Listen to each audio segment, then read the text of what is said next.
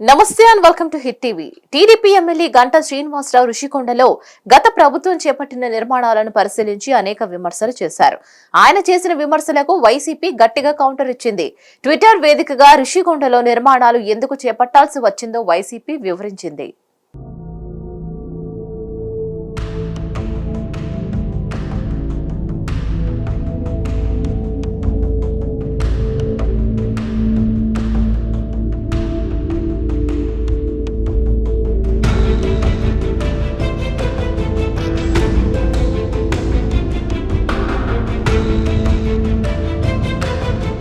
రిషికొండను విధ్వంసం చేసి గత ప్రభుత్వం రహస్యంగా రాజ్మహల్ నిర్మించిందని టీడీపీ ఎమ్మెల్యే గంటా శ్రీనివాసరావు ఆరోపించారు. అత్యంత గోప్యంగా నిర్మాణాలు ఎందుకో అర్థం కాలేదని ఆశ్చర్యం వ్యక్తం చేశారు. 500 కోట్లతో రిషికొండలో నిర్మాణాలు చేశారని గంటా తెలిపారు. ఇక త్వరలో సీఎం చంద్రబాబు విశాఖలో పర్యటిస్తారని, ఆ సమయంలోనే రిషికొండ నిర్మాణాలపై నిర్ణయం తీసుకుంటారని ఆయన వెల్లడించారు. గంటా శ్రీనివాసరావు చేసిన కామెంట్స్ పై వైసీపీ స్పందించింది. ఈ మేరకు పార్టీ ట్విట్టర్ ఖాతా నుంచి ప్రకటన విడుదలైంది. రిషికొండలో ఉన్నవి ప్రభుత్వ భవనాలే అని వైసీపీ తన ప్రకటనలో పేర్కొంది.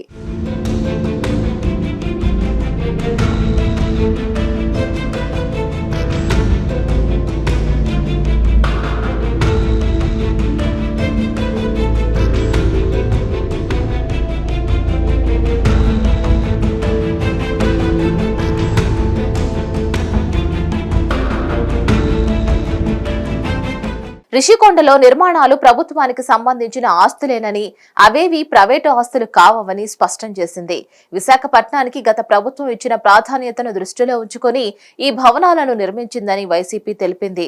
వాటిని ఎలా వినియోగించుకోవాలన్నది కొత్త ప్రభుత్వం ఇష్టమని వైసీపీ వెల్లడించింది. అలాంటి ప్రభుత్వ భవనాల్లోకి వెళ్లి ఫోటోలు తీయించి వాటిని వక్రీకరణలకు జోడించి బురద జల్లాలని ప్రయత్నించడం వెనుక ఉద్దేశాలేంటో ప్రజలు గమనిస్తున్నారని ట్విట్టర్లో పేర్కొంది.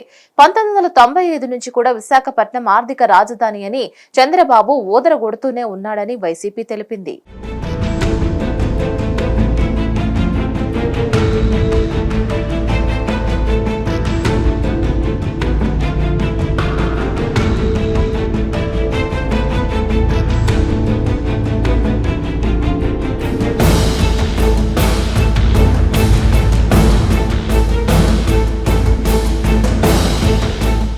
విశాఖకు ఒక మంత్రి వచ్చినా, ఒక ప్రధాన మంత్రి వచ్చినా, ఒక రాష్ట్రపతి వచ్చినా, ముఖ్యమంత్రి వెళ్లినా, గవర్నర్ లాంటి వ్యక్తులు వెళ్లినా వాళ్లకి ఆతిథ్యం ఇవ్వడానికి సరైన భవనమే లేదన్న విషయాన్ని గుర్తించాలని వైసీపీ కోరింది. రిషికొండ రిసార్ట్స్ భవనాల్లోకి వెళ్లి ఫోటోలు తీసి పైత్యం ప్రదర్శించడం వల్ల మీకు మానసిక తృప్తి కలుగుతుందేమో కానీ విశాఖపట్నం ప్రజలకు మేలు జరగదని వైసీపీ అభిప్రాయాన్ని వ్యక్తం చేసింది. మరిన్ని అప్డేట్స్ కోసం stay tune to Hit TV.